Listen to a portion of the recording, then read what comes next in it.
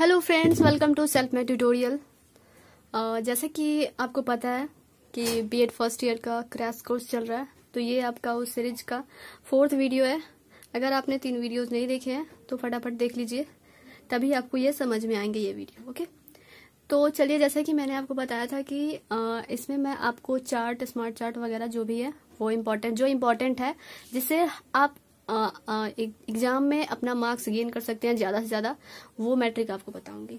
क्योंकि एग्जाम जो हो रहा है ओबी हो रहा है और ज़्यादा आपको हिस्ट्री ज्योग्राफी लिखने की टाइम भी नहीं होगा, टाइम लिमिट होगा, उसी में आपको पीडीएफ वगैरह जो भी है बनाकर अपने कॉलेज में सेंड भी करना है।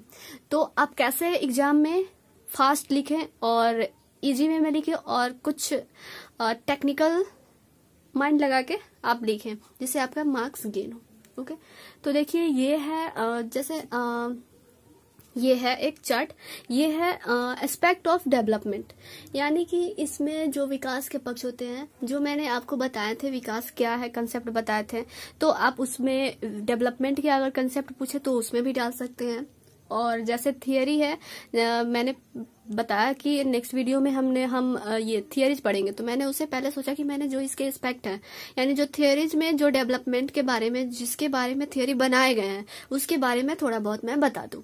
ओके, यानी जो डेवलपमेंट की क्रिया जो होती है कंटिन्यूअस होती है, तो उसमें जो कंटिन्यूअस कहने का मतलब क्या है कि लगातार होती रहती है, तो उसमें किसी भी प्रकार का डेवलपमेंट तो होगा, तो इसलिए ना तो उसको डेवलपमेंट निरंतर, कभी गति धीमी होती है, कभी ज्यादा होती है। तो किस टाइप की डेवलपमेंट होती है, तो ये जो एस्पेक्ट है इन्हीं सारे का डेवलपमेंट होता है। जैसे फिजिकल डेवलपमेंट हो गया, यानी कि शारीरिक विकास। उसके बाद हो गया आपके मेंटल डेवलपमेंट, यानी मानसिक विकास। उसके बाद हो गया इमोशनल, यानी संवेगात्मक डेवलपमेंट। उसके बाद मोरल डेवलपमेंट, यानी नैतिक डेवलपमेंट। उसके बाद हो गया सोशल डेवलपमेंट, ठीक है, यानी सामाजिक विकास। तो जैसे मैंने बताया पिछले वीडियो में कि सोशल डेवलपमेंट यानी सोशलाइजेशन, यानी बच्चे समाज में कैसे समायोजित होते हैं, बच्चों को कैसे, दूसरों का आज्ञा का पालन कैसे करते हैं, ये सारे बात जो होते हैं धीरे धीरे होते रहते हैं, ठीक है, हर बच्चे में होते हैं। तो ये डेवलपमेंट की क्रिया जो होती है, ये जो डेवलपमेंट के कारण जो परिवर्तन होते हैं वो क्वालिटेटिव होते हैं, ठीक है, सबसे फर्स्ट वीडियो में बताया गया है। और ग्रोथ का जो होता है वो मात्रात्मक होता है। तो ये फिजिकल शारीरिक डेवलपमेंट, यानी बच्चे में कैसे उनका डेवलपमेंट होता है, कैसे जब बड़े एडोलसेंस स्टेज में जाते हैं तो कैसे उनके मतलब जो भी शारीरिक विकास होता है, वृद्धि होती है, विकास होता है, वो होता है फिजिकल डेवलपमेंट। इमोशनल मतलब किसी के प्रति कैसे इमोशनल, या जैसे क्रोध, गुस्सा, हंसी, खुशी, यानी कि कभी कभी जो ये इमोशंस हैं, यही सारे इमोशंस हैं, यानी किसी को देखकर जैसे रिजल्ट आया तो वाह कितना अच्छा है, कितना खुश हो गया, तो ये भी एक इमोशंस ही है।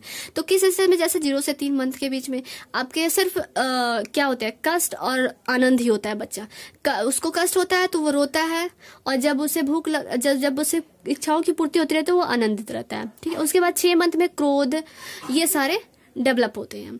उसके बाद मेंटल डेवलपमेंट हो गए, यानी मानसिक विकास। तो मानसिक विकास से रिलेटेड एक ये है आपके प्याजे ने दिया है, वो आज हम इस वीडियो में करेंगे, लेक्चर में करेंगे। तो ये मेंटल डेवलपमेंट जो है उनका प्याजे ने इसे कॉग्निटिव डेवलपमेंट के अंतर्गत भी आता है। ये इसके बारे में बताया है कि कैसे बच्चे में मेंटल डेवलपमेंट होता है, किस स्टेज में कैसे कितने तक बच्चे का डेवलपमेंट हुआ रहता है, ठीक है। उसके बाद मोरल डेवलपमेंट है। मोरल डेवलपमेंट से रिलेटेड है कोहलबर्ग का सिद्धांत, जिन्होंने मोरल थियरी दिया है। इसके बारे में जीन पियाजे ने भी दिया है, बट जीन पियाजे थोड़ा बहुत ही किए थे, लेकिन सबसे ज्यादा उनसे ही क्या कहें प्रभावित होकर कोहलबर्ग ने अपना ये सिद्धांत दिया था। उसके बाद हो गया सोशल डेवलपमेंट, यानी सोशल डेवलपमेंट जो है आपका, सोशल थ्योरी एरिक्सन ने दिया है, फ्रायड ने भी दिया है, ठीक है। इमोशनल से रिलेटेड है फ्रायड, और सोशल से जो है एरिक्सन है। तो ये सारे एस्पेक्ट है कैसे डेवलप होते हैं, ये सारे विभिन्न साइकोलॉजिस्ट के द्वारा थियरी के थ्रू बताए गए हैं। तो चलिए हम फटाफट से आज मेंटल डेवलपमेंट का जो पियाजे का थियरी है वो हम देखते हैं। उसमें कितने स्टेज है वो भी बहुत इंपॉर्टेंट है, वो हर बार एग्जाम में आता ही आता है। तो आप स्टोरी बना सकते हैं, लेकिन उसमें जो मैं आपको एक बताऊंगी, जो चार्ट बताऊंगी, वो आपको बहुत ही अच्छा लगेगा और इजी लगेगा। आप फटाक से 1 मिनट में आप देखेंगे, आपको सारे स्टोरी याद आ जाएंगे। ओके, देखिए ये है जो आपका पियाजे का थ्योरी, यानी कि पियाजे theory of cognitive development. Okay, आपको एग्जाम में पूछ सकता है कि व्हाट इज कॉग्निशन या कॉग्निटिव डेवलपमेंट क्या है।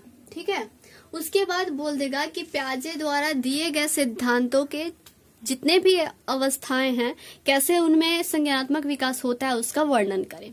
आपको ऐसे एग्जाम में पूछेगा ही पक्का। ओके, तो आपको क्या करना है, पहले इंट्रोडक्शन लिखना है।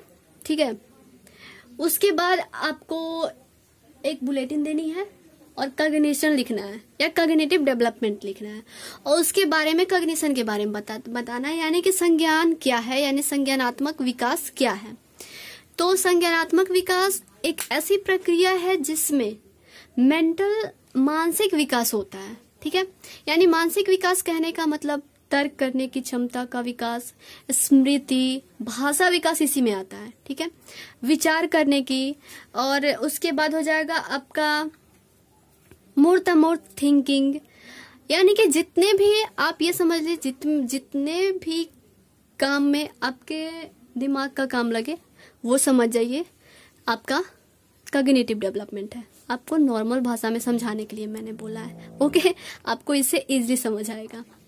अभी तक आपने पढ़ा होगा, बहुत पढ़े होंगे, डेफिनेशन पढ़े होंगे, तो इसमें ये बस समझ लीजिए आपको एग्जाम में कैसे लिखना है कि आपको अपना थोड़ा सा कॉमन सेंस लगाना है, यानी कि कॉग्निटिव डेवलपमेंट क्या है। ओके, उसके बाद आपको जीन पियाजे के बारे में थोड़ा सा लिखना है। जीन पियाजे कहाँ के रहने वाले हैं, इनका जन्म कब हुआ है। जैसे आप ये लिख सकते हैं कि जैसे इनका जन्म हुआ था 9 अगस्त 1896 में, और ये कहाँ के रहने वाले हैं, तो स्विट्जरलैंड के रहने वाले हैं। और सबसे मोस्ट इम्पॉर्टेंट आप ये लिख सकते हैं कि ये जो है अपने ही बच्चों पर इस कॉग्निटिव डेवलपमेंट थियरी का जो प्रतिपादन किया वो अपने बच्चे पे उसका प्रैक्टिकल करके उसके बाद इस सिद्धांत का ये जो इस अपना निष्कर्ष निकाला। ओके, तो आप जीन पियाजे के बारे में थोड़ा बहुत लिख सकते हैं।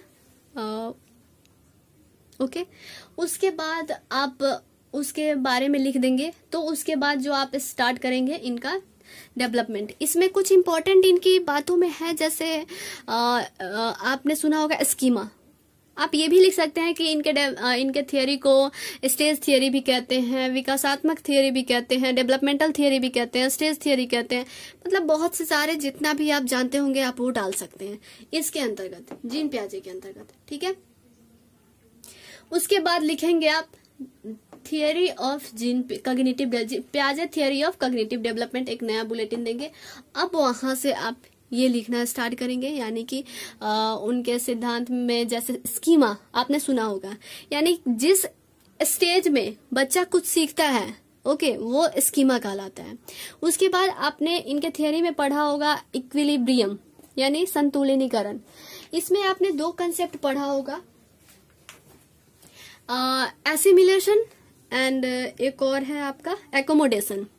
यानी कि एसिमिलेशन वो है जिसमें कोई बच्चा, ठीक है, कोई बच्चा मान लीजिए जैसे आप जानते हैं ये बोर्ड है, ठीक है, जैसे आपको ये पता है कि ये व्हाइट टाइप का बोर्ड है, ये व्हाइट है और ऐसे दिखता है। आप कहीं भी क्लास में देखे होंगे तो समझ जाएंगे कि हाँ ये बोर्ड है। लेकिन आप इसी टाइप का अगर कुछ देखते हैं, ठीक है, इसी आकार शेप साइज में आप देखते हैं, आप बोलते हैं हाँ, ये आप समझ जाते हैं हाँ ये जो है ये भी एक बोर्ड है। कैरम बोर्ड को आप देखते हैं और बोल देंगे आप ये क्या है, एक बोर्ड है, लेकिन ये बोर्ड नहीं है। तो यहाँ पे जो होता है एसिमिलेशन होता है, यानी किसी भी चीज को आत्मसात करना। जैसे आप एक नॉर्मल सा एग्जांपल मैं देती हूँ, जैसे कि आपके छोटे भाई बहन होंगे, तो जैसे या आप ही होंगे छोटे बचपन में, आप अपने बचपन को याद कीजिए। जैसे आपने ये देखा, क्या देखा, एक डॉग देखा या ऊंट जो होता है उसको देखा, ठीक है। तो आपने देख लिया कि हाँ इसके 4 पैर हैं, इसके एक लंबे से पूंछ है और इसके 2 कान है, 2 आंख है, ठीक है। और वहीं आपने देखा घोड़े को देखा, ठीक है। तो जब आपने देखा तो आपने मिलाया कि हाँ इसके भी 2 पैर है, 4 पैर हैं, 2 आंख है, 1 पूंछ है, 2 कान है, तो आपने समझ लिया कि ये भी एक ऊंट ही है। ठीक है, तो ये हो गया आत्मीकरण यानी एसिमिलेशन।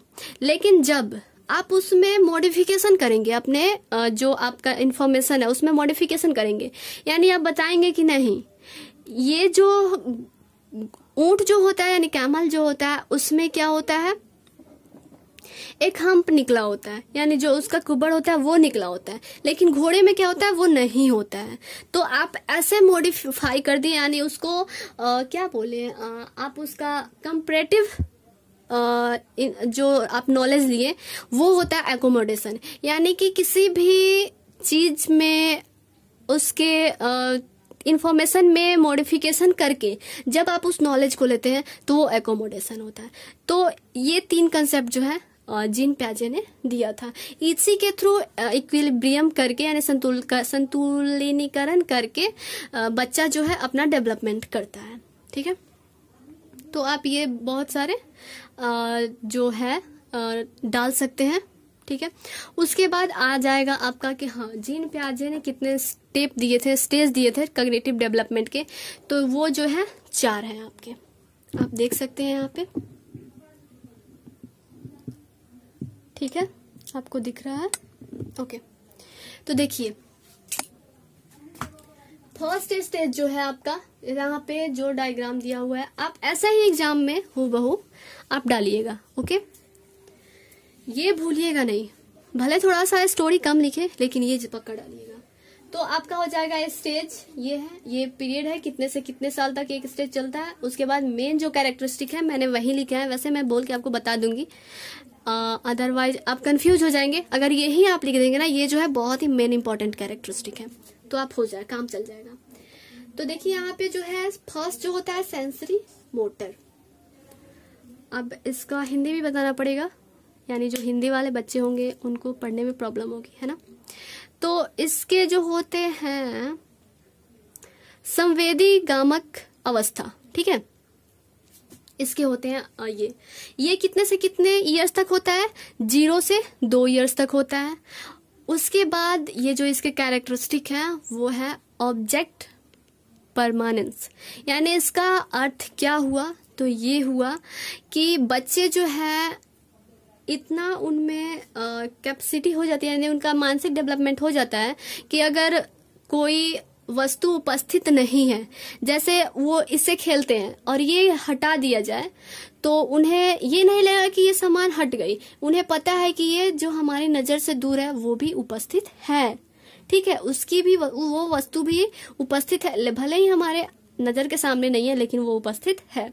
तो ये जो होता है सेंसरी मोटर स्टेज के टाइम में ये डेवलपमेंट मानसिक विकास हो जाता है इसका। ठीक है, जैसे छोटे में बच्चे अपने सामान ढूंढते रहते हैं ना, ढूंढते फिरते हैं ना कि मेरा बल्ब कहाँ गया, ये कहाँ गया, वो कहाँ गया, वैसे ही।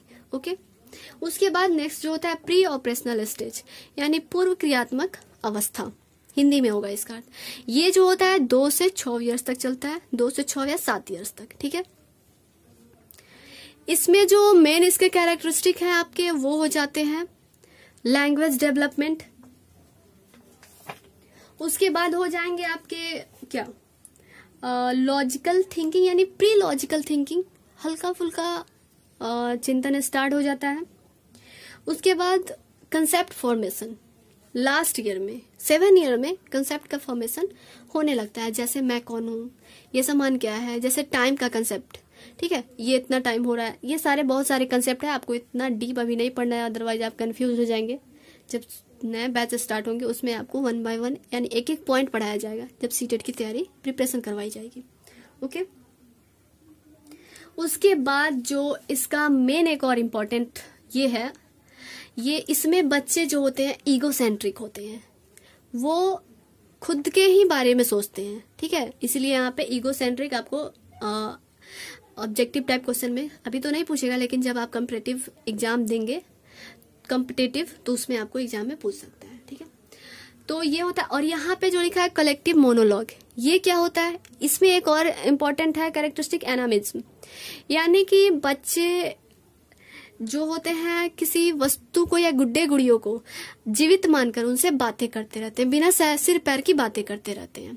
तो इसे ही कलेक्टिव मोनोलॉग कहा गया है, यानी कि बिना सिर पैर की बातें करना, जैसे आपने भी किया होगा, ओके, या किसी बच्चे को देखते होंगे, या जब वो मिट्टी वगैरह से खेलते हैं या कुछ भी करते हैं, किसी चीज को लेकर उसे बातें करते रहते हैं, तो वही होता है कलेक्टिव मोनोलॉग। ओके, तो ये होता है प्री ऑपरेशनल स्टेज। इस स्टेज में जो होता है भाषा का विकास हो जाता है। इसमें 2 वर्ष में बच्चे 1 सेंटेंस या 2 सेंटेंस यूज कर सकते हैं एक बार में। उसके बाद है आपका थर्ड जो है कॉन्क्रीट ऑपरेशनल स्टेज। तो आप ये डाल देंगे, उसके बाद एक एक करके डिस्क्राइब करते जाएंगे। आप बस यही चीज लिख देंगे ना उसमें कि हाँ ये सेकेंड स्टेज है, फर्स्ट स्टेज है, इसके ईयर्स इतने से इतने ईयर्स तक होते हैं, इसे आप इन्फेंस पीरियड भी बोल सकते हैं, इसमें ऑब्जेक्ट परमानेंस होता है। तो आप इतना भी लिख देंगे ना तो आपका एग्जाम में नंबर मिल जाएगा अच्छे से। लेकिन ये डालने के बाद आप 1 बाय 1 करके एक्सप्लेन कीजिएगा। थर्ड है कॉन्क्रीट ऑपरेशनल स्टेज, यानी मूर्त क्रियात्मक अवस्था। ये जो होता है 7 से 11 या 12 ईयर्स तक चलता है। अब इसमें बात है रिवर्सिबिलिटी की। तो रिवर्सिबिलिटी क्या है? तो ये है, इसको छोड़ते हैं, पहले मैं एक और बात बता दूं कि इसमें जो होता है श्रेणी क्रम करना, यानी किसी क्रमबद्ध करना, किसी भी वस्तु को क्रमबद्ध छोटे बड़े में डिवाइड करना या कलर में डिवाइड करना।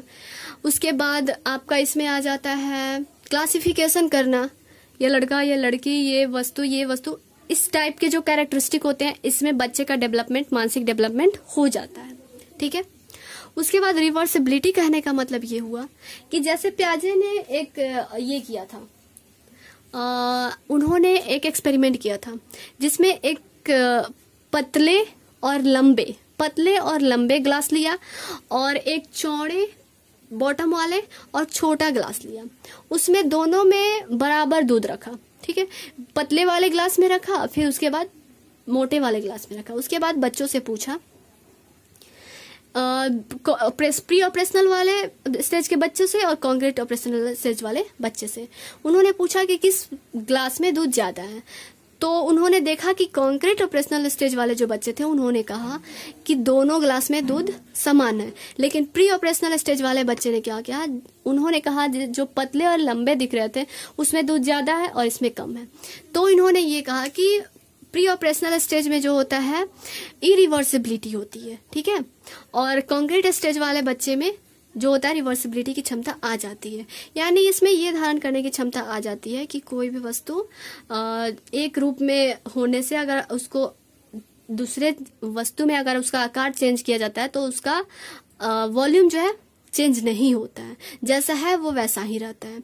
एक और उन्होंने एग्जाम्पल लिया था ये, जैसे कि मैं आपको बताती हूँ, जैसे इरिवर्सिबिलिटी का, जैसे उन्होंने 2 स्टिक लिया, मान लीजिए ये भी स्टिक है, मान लीजिए ये भी मार्कर है, ये भी मार्कर है, तो 2 मार्कर लिया और उन्होंने ऐसे किया कि पहले तो उन्होंने देखा कि दोनों बोल रहे थे बच्चे बराबर हैं, लेकिन जब उन्होंने दोनों को खिसकाकर अलग अलग कर दिया तो उनमें जो क्या थी, बस बच्चे एक सिरे को देखकर ये कह दिए कि ये जो है एक छोटा है एक बड़ा है। ठीक है, तो उसमें जो रिवर्सिबिलिटी की क्षमता नहीं थी, क्योंकि रिवर्सिबिलिटी का मतलब होता है कि बच्चे अपने पूर्व जो दिखाया गया रहता है उस फर्स्ट वाले को ये नहीं कर पाते हैं, मतलब माइंड में नहीं रख पाते हैं, बस सेकेंड वाले को देखकर ही अपना निष्कर्ष निकालते हैं। ठीक है, तो ये रहा आपका रिवर्सिबिलिटी का कंसेप्ट।